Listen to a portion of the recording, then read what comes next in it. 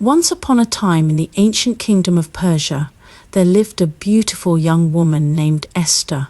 She was the daughter of Jewish parents and had been raised by her older cousin Mordecai after her parents passed away.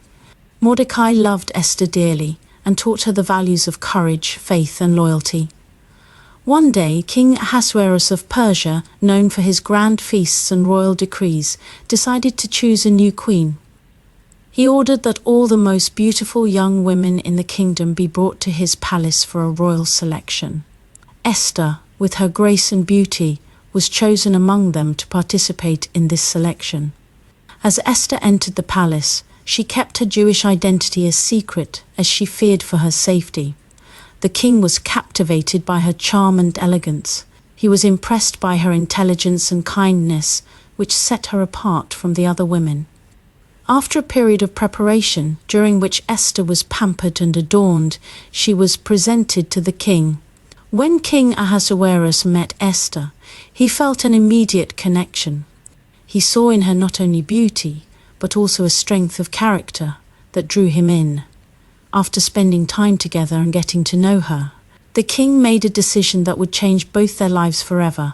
He crowned Esther as his queen, placing a royal crown on her head in a grand ceremony filled with splendor and joy. However, while Esther enjoyed her new role as queen, she was acutely aware of the dangers lurking in the palace. Mordecai, who worked at the palace gates, learned of a sinister plot hatched by a high-ranking official named Haman. Haman harbored a deep hatred for the Jews, largely because Mordecai refused to bow down to him. In his anger, Haman convinced the king to issue a decree to annihilate all the Jews in the kingdom. When Mordecai learned of this terrible decree, he was heartbroken and turned to Esther for help. He urged her to approach the king and reveal her identity and the plight of her people.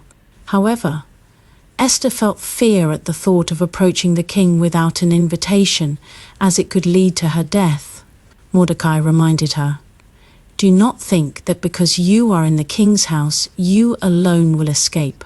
If you remain silent at this time, relief and deliverance for the Jews will arise from another place, but you and your father's family will perish. And who knows but that you have come to royal position for such a time as this?" Gathering her courage, Esther decided to act. She invited the king and Haman to a banquet where she carefully planned to reveal her true identity and Haman's evil plot. During the feast, the king asked Esther what she wanted, and she finally spoke up. "If I have found favor with you, O king, and if it pleases you, grant me my life and the lives of my people, for we have been sold to be destroyed, killed, and annihilated." The king was furious and demanded to know who had plotted against her. When Esther revealed that it was Haman, the king ordered Haman to be punished for his treachery. Haman was executed, and the king issued a new decree, allowing the Jews to defend themselves.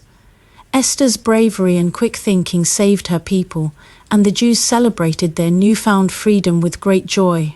From that day on, they commemorated this victory with a festival called Purim, honoring Esther's courage and the deliverance of their people.